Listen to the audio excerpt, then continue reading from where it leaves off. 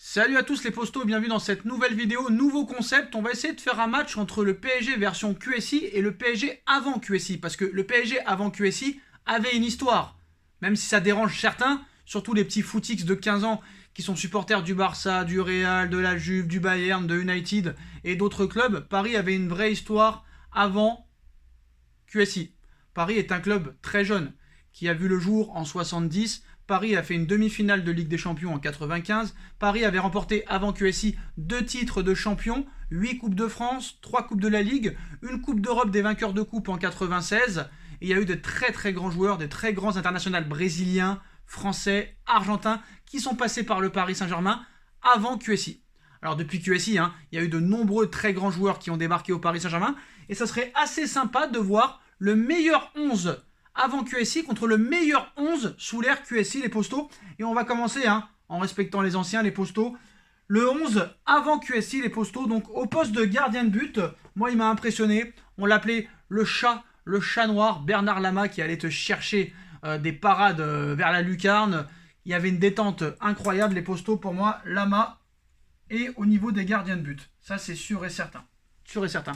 Au niveau de la défense centrale, bah là je vais mettre non seulement 2 joueurs qui ont été coachs, mais aussi joueurs du Paris Saint-Germain, qui ont fait les deux, les postos.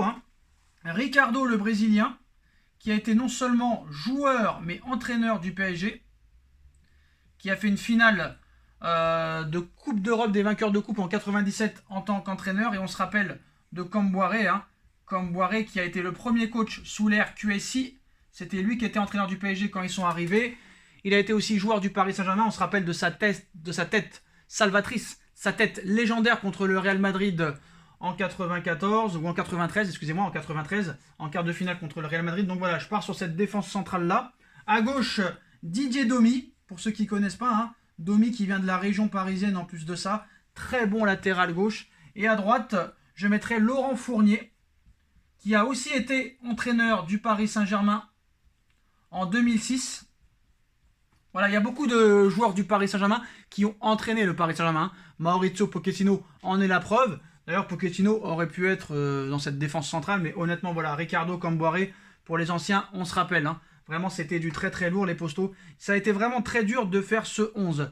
Donc maintenant, pour le milieu défensif, je partirai sur Luis Fernandez, qui a aussi été joueur et entraîneur du Paris Saint-Germain. Fernandez, très bon milieu de terrain.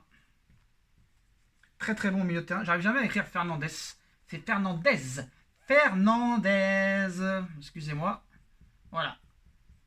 Fernandez qui est maintenant consultant les postos. Donc très bon milieu de terrain. Très bon tireur de coups francs. Très bon passeur. Très bon récupérateur. Je partirai sur un autre Brésilien sur le côté. Rai. Rai, quel joueur du Paris Saint-Germain. Première saison difficile. Mais après ça a été l'un des meilleurs joueurs brésiliens de l'histoire du Paris Saint-Germain. Juste avant que Ronaldinho arrive. Vraiment exceptionnel. Après, sur le côté, je mettrai Mustapha Daleb. Pour ceux qui n'ont pas connu, je vous conseille d'aller voir honnêtement des vidéos sur YouTube.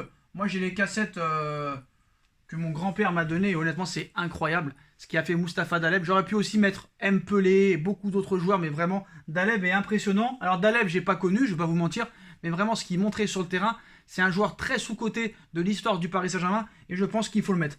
Un joueur aussi que j'ai pas connu mais que j'ai vu en vidéo, Safet Souzik, les postos, exceptionnel. Exceptionnel les postos Souzik. Safet Souzik, le Bosnien, qui a été vraiment un grand joueur du Paris Saint-Germain, distributeur de ballons, tireur de coups francs hors pair, frappeur exceptionnel. Vraiment, il a marqué l'histoire des supporters et du Paris Saint-Germain. Après, bon, ça a été dur, mais voilà, je mettrai Paoletta et Ronaldinho. Voilà. Ronaldinho qui m'a vraiment impressionné, les postos. Alors je sais ce que vous allez dire. Qu'est-ce que tu fais de Ginola? Qu'est-ce que tu fais de Georges Weah? Ça a été très compliqué de choisir parce que moi j'ai connu Paoletta et Ronaldinho pour les avoir vus au Parc des Princes. C'est vrai que Weah et Ginola ont été assez exceptionnels. Donc au pire, tu peux les mettre aussi avec Ronaldinho. Honnêtement, voilà, et Ginola sur le côté, si Paoletta est fatigué pendant le match. Voilà, c'est sûr qu'il fallait choisir, mais c'est vrai que Paoletta, l'aigle des Açores et Ronaldinho Gaucho, qui est mon joueur préféré. Et c'est le mec réellement qui m'a fait aimer le football, Ronaldinho, qui m'a fait lever de ma chaise. Même si ces 2 saisons au Paris Saint-Germain ne sont pas extraordinaires, une 4e place, une 11e place, une finale de Coupe de France, c'est vrai que c'est pas lourd, mais voilà, ça a été un joueur exceptionnel, remarquable, il faisait ce qu'il veut avec le ballon. Malheureusement, c'est vrai qu'il aimait plus les femmes, l'alcool, que le football malheureusement, mais je pense que si ce mec-là avait été sérieux, il aurait été meilleur que Messi, que Cristiano Ronaldo, que Zidane, que R9 et que tout ce que vous voulez. Je le dis très honnêtement et très sincèrement les postos. Alors j'ai eu beaucoup de mal à choisir entre Weah et Ginola, mais c'est vrai que Paoletta et Ronaldinho, voilà. Je pense que cette équipe-là peut peut-être prétendre battre l'équipe de QSI. Alors maintenant, on va voir un petit peu l'équipe de QSI. Donc prenez un screen hein, et regardez si cette équipe peut vraiment, on va dire, battre l'équipe que je pense qui était la meilleure sous l'ère QSI. Il y a des joueurs de maintenant, il y a eu des joueurs de 2012, de 2014, de 2015, mais voilà. Voilà l'équipe. Alors, j'ai un doute. Dites-moi en commentaire si c'est mieux Ginola ou Paoletta ou Weah et Ronaldinho, mais voilà, pour moi, là, il y a un problème de riche, honnêtement. Honnêtement, il y a un problème de riche, mais ça a été très dur de se décider. Mais voilà, sinon, pour le reste, je pense que les anciens seront assez d'accord avec moi, les postos. Donc, on efface un petit peu tout ça.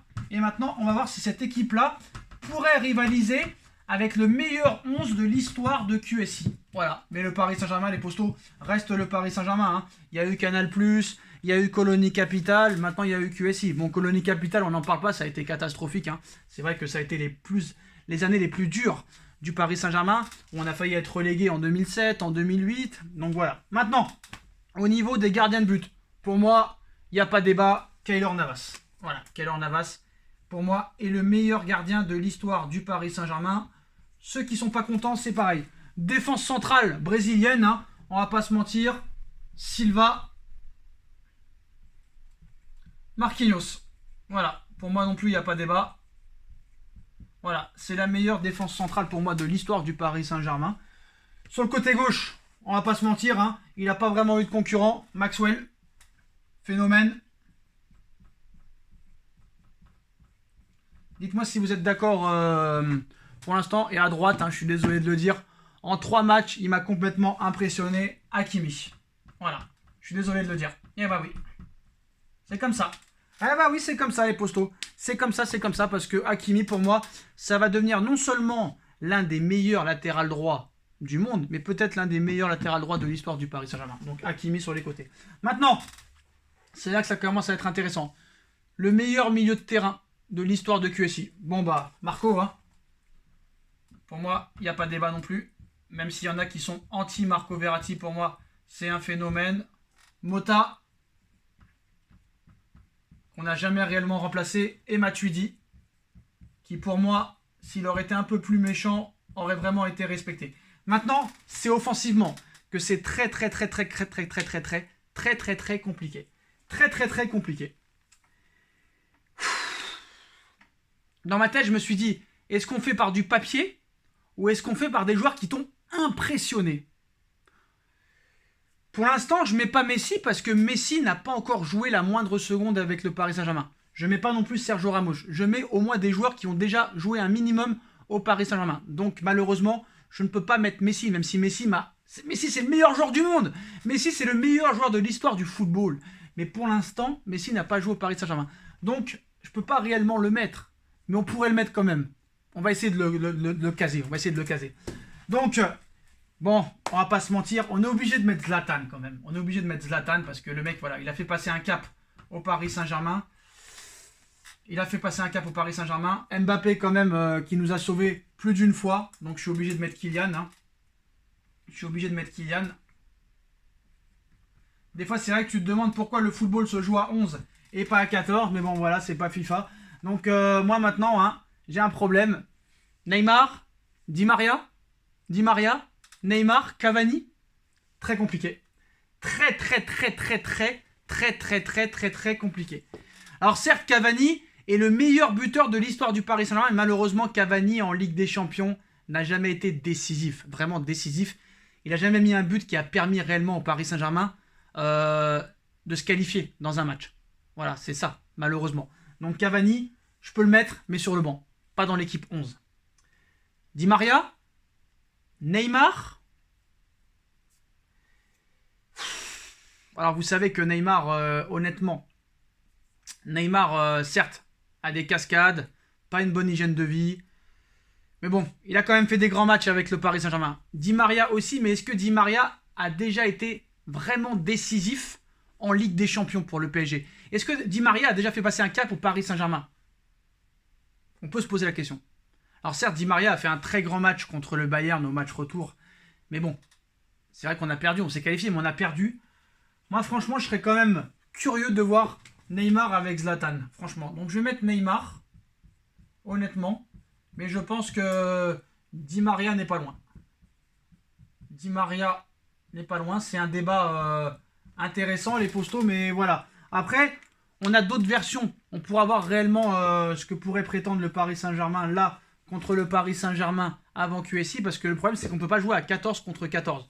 Donc on fera peut-être une version 2, mais voilà, pour l'instant j'enlève Di Maria avec tout le respect que j'ai pour lui, mais ça aurait été intéressant de voir un Neymar avec un Zlatan. Je ne sais pas ce que vous en pensez, mais je respecte beaucoup Angel Di Maria et Edinson Cavani, qui pour moi ont été des joueurs très importants du Paris Saint-Germain. Mais j'aurais été curieux de voir cette équipe-là, honnêtement. Mota, tout ça et tout, Verratti, Matuidi avec les Mbappé et les Zlatan. Mbappé, Zlatan et Neymar, ça aurait été vraiment impressionnant.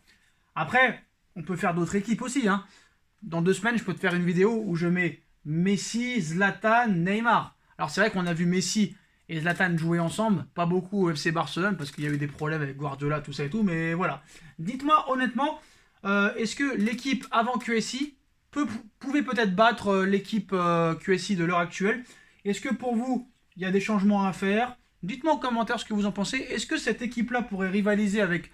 Est-ce que l'équipe avant QSI pourrait rivaliser avec cette équipe-là, les postos, les Ronaldinho, Paoletta, Luis Fernandez et tout ça, pourraient rivaliser avec ça? C'est vrai que sur le papier, ça paraît dur à l'heure actuelle parce que les autres, c'est des anciens.